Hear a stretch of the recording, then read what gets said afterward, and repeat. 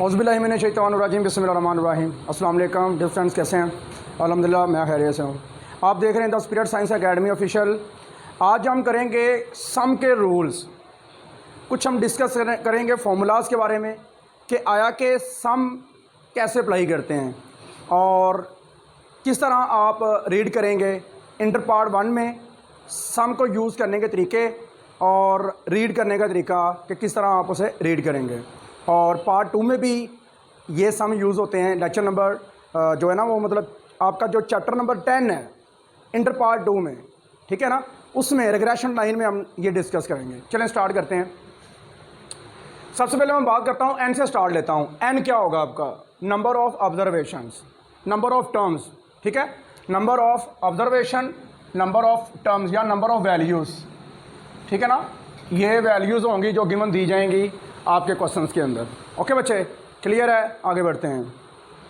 सबसे पहले बात करते हैं, आपके पास अगर सम आ जाए किसी कांस्टेंट के ऊपर, किसी कांस्टेंट के ऊपर अगर हम अप्लाई करें, ठीक है, तो वो किस तरह आप अप्लाई करेंगे? देखें ज़रा, सबसे पहले आपने ये देखना है कि आया कि इसकी कोई वेरिएशन तो नहीं है। वेरिएशन नहीं है तो सम को आपने क्या करना है? सम को आपने एन कंसिडर कर लेना है। क्या कंसिडर करना है? एन, ठीक है। तो देखो ज़रा, सम की जगह पे आप एन लगाओ, क्या बनेगा? N A. वेरिएशन होनी चाहिए थी। क्या होनी चाहिए थी? वेरिएशन। यहाँ पे वेरिएशन नहीं आई तो देन आप क्या कह सकते हो? N A. ओके, क्लियर है? आगे बढ़ते हैं।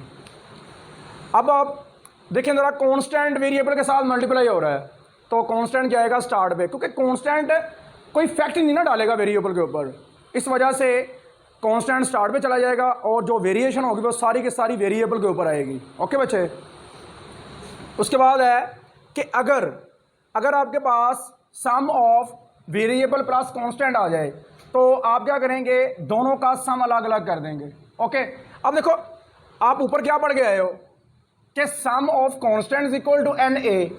अब sum of constant is equal to N A, देख ले ज़रा, ठीक है। मैंने इसकी जगह पे ये पुट कर दिया। अब बढ़ते हैं आगे कि अगर आपके पास दो वेरिएबल आ जाएं और सम अप्लाई हो रहा हो तो उसे आप कैसे हैंडल करेंगे? देखो ज़रा, आप दोनों का सम अलग अलग कर देंगे, माइनस के लिए भी और प्लस के लिए भी। ये देखें ज़रा, मैंने प्लस माइनस दोनों एट ए टाइम यूज़ कर लिए। देखें ज़रा गौर से, मैंने क्या किया? Sum of X plus minus sum of Y कर दिया, सिंपल, ठीक है। इस तरह आपने ये देख लेना है। अब रीड कैसे करेंगे, पढ़ेंगे कैसे, और ये पिछली क्लासेस में आपने पढ़ा हुआ है प्रीवियस में, लेकिन ये स्टैट में किस तरह हम इस्तेमाल करेंगे या इस कैसे पढ़ेंगे ये देखते हैं हम। सम ऑफ वाई स्क्वायर कैसे पढ़ेंगे? Sum of square of Y, sum of square of Y, ठीक है, sum of square of Y, ठीक है। अब देखो जरा, ये था सिर्फ वाई का स्क्वायर, फिर उसका सम लिया। वाई की जो टर्म्स है ना उन सब का आपने अलग अलग करके स्केल लिया, अलग अलग करके क्या लिया? स्केल लिया। मैं छोटी सी एग्जांपल इसकी दे देता हूँ आपको। ये देखो ज़रा, मेरे पास एक वैल्यू है 1 का स्क्वायर, फिर 2 का स्क्वायर, ठीक है ना, फिर 3 का स्क्वायर। अब देखो ये 1 का स्क्वायर 1 आएगा, 2 का 4 और 3 का 9। अब ये आप सम करो, इसका सम करोगे तो सम आएगा आपके पास कितना आएगा? आपके पास आएगा 14। तो ये हो गया अलग अलग करके सम। तो ये होगी ये वाली एप्लीकेशन। ओके बच्चे, अब अगर हम बात करें ये वाले की, तो ये वाला क्या होगा? पहले आप सम कर लें सबको, 1 2 को सम कर लो, कितना आएगा? 3, बाद में स्क्वायर लो 9 आएगा।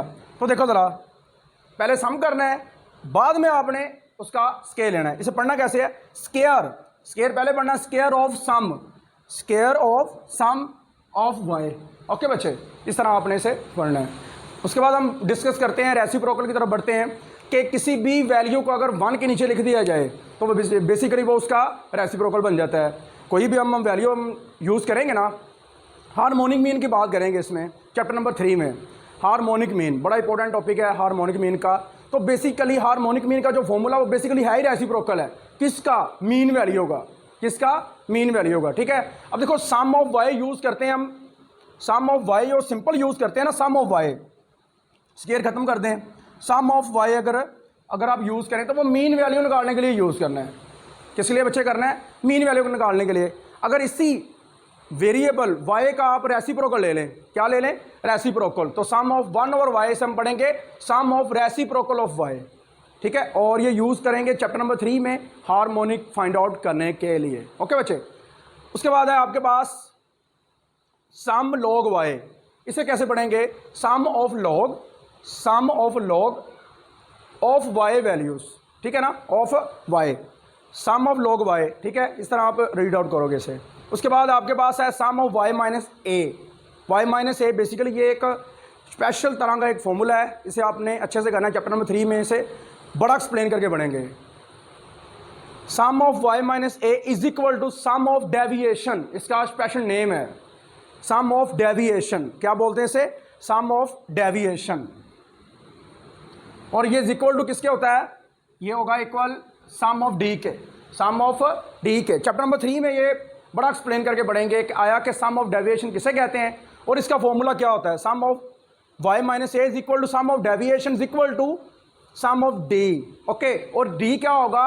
डायरेक्ट मेथड से आएगा। चैप्टर नंबर 3 में हम डायरेक्ट मेथड पढ़ेंगे मीन के लिए, उसमें ये आएगा। ओके, उसके बाद अगर इसी का स्केयर ले लिया जाए, इसी का ही स्केयर ले लिया जाए तो sum of square deviation, sum of deviation. अब स्केयर इसमें एक्स्ट्रा आ गया, ज़्यादा आ गया, sum of square of deviation.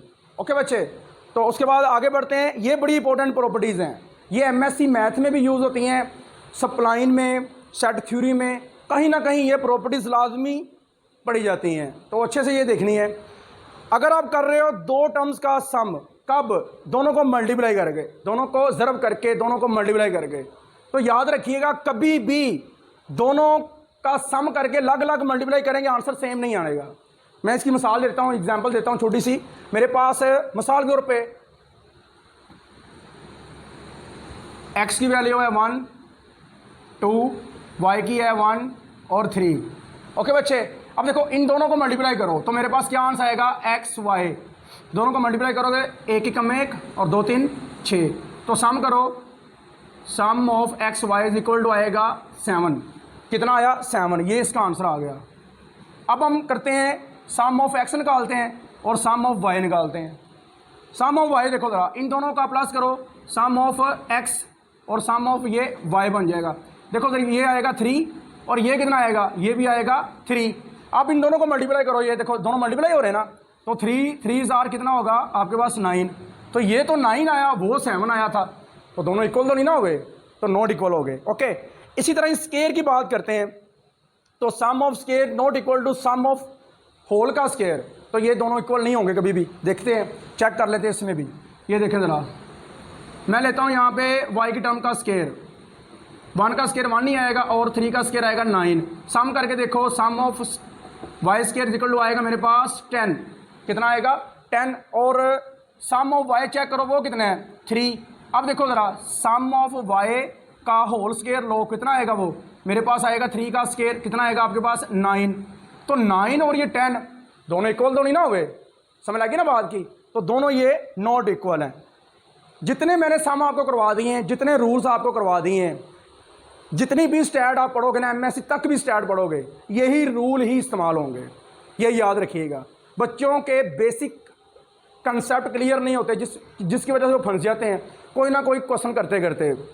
ठीक है, चलें बच्चे, अब हम डिस्कस करते हैं रिमार्क्स हमारे पास। यूजेस ऑफ समिशन, सम के यूजेस किस तरह हम डिस्कस करेंगे, वेरिएंस में और मीन में। चले बढ़ते हैं। रिमार्क्स हैं, ये ऑब्जेक्टिव में लॉ तादाद टाइम उसने ये क्वेश्चन दिया हुआ है, ये वाला और ये वाला, दोनों हम डिस्कस करते हैं। Same values having same mean, same value जो है ना, उनका जो मीन आएगा ना, वो इटसेल्फ वही आ जाएगा जो सेम वैल्यूज़ होंगी। फॉर एग्जांपल देखो ज़रा, इसकी एग्जांपल मैंने सेट की है। कंसिडर कर लें 4 4 4 4 सेम वैल्यूज़ हैं आपके पास। अगर ये सेम वैल्यूज़ है ना आपके पास, इसका जो मीन आएगा ना, तो आप देख लें ये सेम वैल्यू कौन कौन सी हैं? 4 4 है, तो आपका मीन भी 4 आएगा। अब चैप्टर नंबर अगर 6 की बात करें ना, क्लास 10th की, तो वहाँ पे ये ऑब्जेक्टिव डिस्कस की गई है, वहाँ पे के के साथ की गई है, के इटसेल्फ, सच आ ऑब्जर्वेशंस हैविंग सेम वैल्यू के मीन इटसेल्फ के। ओके, ऐसे कुछ लिखा हुआ उसमें, आप देख लीजिएगा कि यहाँ पे उसने क्या यूज़ किया हुआ है, के कॉमा के और ये के। ठीक हो गया, तो इसका जो मीन निकाला ना उसने, वो जो मीन निकलेगा वो निकलेगा के खुद निकलेगा, लेकिन मैंने क्या किया है, इसकी वैल्यू सेट कर लिया 4 4 4 4। ठीक है, अब देखो ज़रा, सबसे पहले फॉर्मूला हम पढ़ लेते हैं। मीन का फॉर्मूला क्या होता है, X bar is equal to sum X over N. देख लें, सम यूज हो रहा है यहाँ पे, किसमें, एवरेज निकालते हो। जब भी आप किसी चीज़ की एवरेज निकालते हो ना, तो सबसे पहले आपने चीज़ों को प्लस करना होता है, तो सम करना होता है ना। देख लें, सम का यूज़ आ गया मीन के अंदर। कहाँ आ गया, मीन के अंदर। ठीक है, तो ये अच्छे से करना है। क्या करना है, सम ऑफ एक्स, ये सारा आपने एक्स कंसिडर कर लिया है, ये सारी की सारी वैल्यू। अब देखो जरा, एक्स सारी वैल्यू आपने एक्स कंसिडर कर ली टेबल के अंदर। आप सबको प्लस करेंगे, आपके पास आएगा 16, सम ऑफ एक्स 16 आएगा। और number of observation, number of values कितनी होंगी आपके पास, 1 2 3 4। तो आपके पास नंबर ऑफ टर्म्स जो होंगी ना वो 4 होंगी। अब आपने क्या करना है, पुटिंग वैल्यूज़ इन फॉर्मूला। ठीक है, तो आपने क्या करना है, यहाँ पे फॉर्मूले के अंदर वैल्यू लगा देंगे। ठीक है जी, उसमें आप वैल्यू जब पुट करेंगे तो आपके पास क्या आएगा, देखिए सम ऑफ एक्स क्या है आपके पास 16, और नंबर ऑफ टर्म्स कितनी है आपके पास 4, तो आएगा 16/4। वैल्यू की है पुट फॉर्मूले में, तो आपके पास आंसर आएगा 4। देखिए मीन का आंसर क्या निकला आपके पास, मीन निकला आपके पास 4, लेकिन नंबर ऑफ टर्म्स देखो वो आपके पास 4 थी, फिर आपके पास डाटा वो भी 4 4 था। तो इसका मतलब है कि अगर डाटा सेम होगा ना, उसकी जो एवरेज निकलेगी वही नंबर निकलेगा जो बार बार रिपीट हो रहा है, जो बार बार सेम आ रहा है। ओके, तो देखिए ज़रा, same values having same mean. ठीक है ना, ओके हो गया, क्लियर है। अब हम बढ़ते हैं वेरिएंस की तरफ। सेम वैल्यूज़ हैविंग 0 वेरिएंस, अगर इसी वैल्यूज़ को मैं लेके चलता हूँ 4 4 को, तो मेरे पास जो वेरिएंस निकलेगा ना बच्चे, वो निकलेगा 0। चलें हम डिस्कस करते हैं वो भी। वेरिएंस के लिए क्या करना है, सबसे पहले सबको एक्स क्या देना है, सबका सम करना है, वो आएगा 16।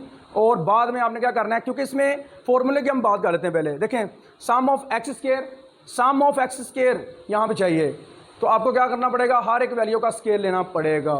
4 का स्केल लेंगे 16 16 16, सबको प्लस करोगे 64 आएगा।